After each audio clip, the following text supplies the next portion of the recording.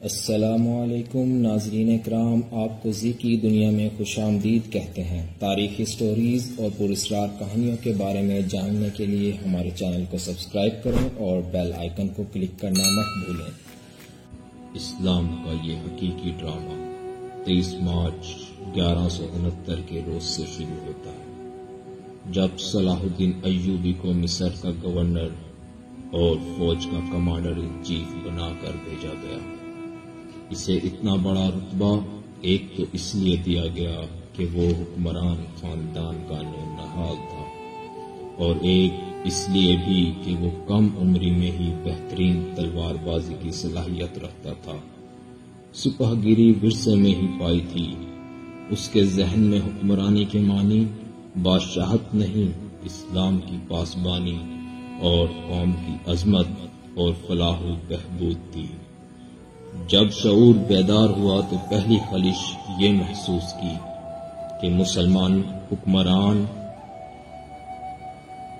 میں نہ صرف اتحاد نہیں بلکہ وہ ایک دوسرے کی مدد سے بھی گریز کرتے تھے۔ وہ عیاش ہو گئے تھے۔ عورت اور شراب نے جہاں ان کی زندگی رنگین بنا رکھی تھی، وہاں عالم اسلام اور خدا کے اس عظیم مذہب کا مستقبل بھی تاریک ہو رہا تھا۔ اس کا نتیجہ یہ تھا کہ صلیبی مسلمانوں کی سلطنتوں کے ٹکڑے ہڑپ کرتے چلے جا رہے تھے، اور بعض مسلمان حکمران شاہ فرینک کو سالانہ ٹیکس یا جزیہ ادا کر رہے تھے، جس کی حیثیت گنڈا ٹیکس کی سی تھی۔ مسلمان حکمران اپنے رعایا کا خون چوس کر ٹیکس دیتے رہتے تھے۔ ان کا مقصد یہ تھا کہ ان کی عیش و عشرت میں فرق نہ آئے۔ صلاح الدین ایوبی نے مدرسہ نظام الملک میں تعلیم حاصل کی، اور اسی عمر میں اس نے سپہ گیری کی تربیت اپنے بزرگوں سے لی۔ نور الدین زنگی نے اسے جنگی چالیں سکھائیں، ملک کے انتظامات کے سبق دیے اور ڈپلومیسی میں مہارت دی۔ اس تعلیم و تربیت نے اس کے اندر وہ جذبہ پیدا کر دیا جس نے آگے چل کر اسے صلیبیوں کے لیے بجلی بنا دیا۔ اس کی تلوار کا وار تو گہرا ہوتا ہی تھا، اس کی محبت کا وار اس سے بھی کہیں زیادہ وار کرتا تھا۔ اس کے لیے تحمل اور بردباری کی ضرورت ہوتی ہے، جو اس نے کم عمر میں ہی اپنے اندر پیدا کر لی تھی۔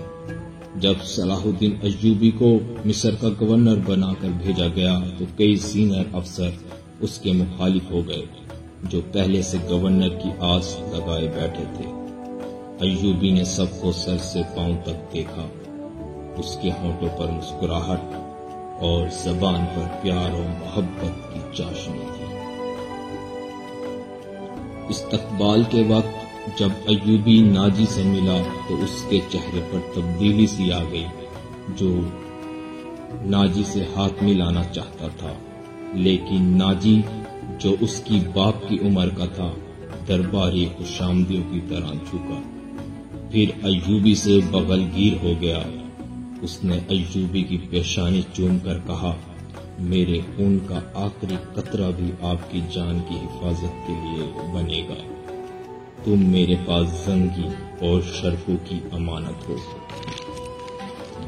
صلاح الدین ایوبی نے ناجی کا ہاتھ چوم کر کہا، محترم، اپنے خون کا ایک ایک قطرہ سنبھال کر رکھیں، صلیبی سیاہ گھٹاؤں کی مانند چھا رہے ہیں۔ ناجی جواباً مسکرایا، جیسے ایوبی نے کوئی لطیفہ سنایا ہو۔ ناجی مصر میں باڈی گارڈز کا کمانڈر تھا۔ اس کی نفری 50,000 تھی۔ ساری کی ساری نفری سوڈانی تھی۔ یہ فوج اس دور کے جدید ہتھیاروں سے مسلح تھی، اور یہ فوج ناجی کا ہتھیار بن گئی تھی، جس کے زور پر وہ بے تاج بادشاہ بنا بیٹھا تھا۔ اللہ نے اس کو سازشی دماغ عطا کیا ہوا تھا۔ ناجی مصر میں حکمرانوں اور دیگر سربراہوں کے لیے دہشت بنا ہوا تھا۔ اسے اس دور کا بادشاہ ساز بھی کہا جاتا ہے۔ صلاح الدین ایوبی کی مصر آمد پر پہلے پھولوں کی پتیاں بکھیرنا شروع کر دی، اور اس کے بعد ڈف کی تال پر نغمے گانا شروع کر دیے۔ ایوبی نے پھولوں کی پتیاں دیکھ کر قدم پیچھے کر لیا۔ ناجی اور اس کا نائی دائیں بائیں تھے۔ وہ دونوں جھکے اور اسے آگے چلنے کی دعوت دی۔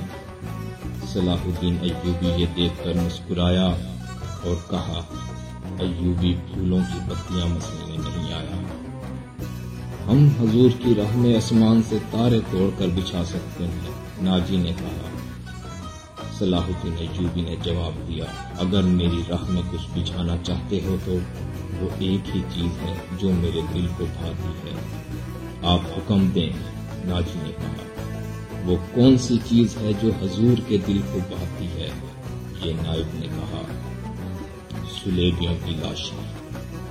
صلاح الدین ایوبی نے مسکرا کر کہا، مسلمان کی زندگی پھولوں کی سیج نہیں، جانتے نہیں ہو سلیبی سلطنت اسلامیہ کو چوہوں کی طرح کھا رہے ہیں، اور جانتے ہو وہ یوں کیوں ایسا کر رہے ہیں؟ صرف اس لیے کہ ہم نے پھولوں کی پتیوں پر چلنا شروع کر دیا ہے۔ اس نے کہا، اٹھا لو یہ پھولوں کی پتیاں، اٹھا لو میرے راستے سے، میں نے ان پر قدم رکھا تو میری روح کانٹوں سے چھلنی ہو جائے گی، ہٹا لو ان لڑکیوں کو میرے راستے سے، ایسا نہ ہو میری تلوار ان کی ان سنہری بالوں میں الجھ کر بیکار ہو جائے۔ حضور کی چاہو عصمت، مجھے حضور نہ کہو، ایوبی نے بولنے والے کو ٹوک دیا۔ کہا، میں حضور صلی اللہ علیہ وسلم کا پیغام لے کر مصر آیا ہوں، سلیبی میرے سے یہ پیغام چھین کر بحیرہ روم میں ڈبو دینا چاہتے ہیں، میں بادشاہ بن کر مصر نہیں آیا۔ ایوبی یہ کہہ کر دربار کے اندر داخل ہوا اور وہاں کے شاہی انتظامات پر ناراض ہوا اور سب انتظامات ختم کرنے کا کہہ کر ناجی کے ساتھ گورنر کے کمرے میں چلا گیا۔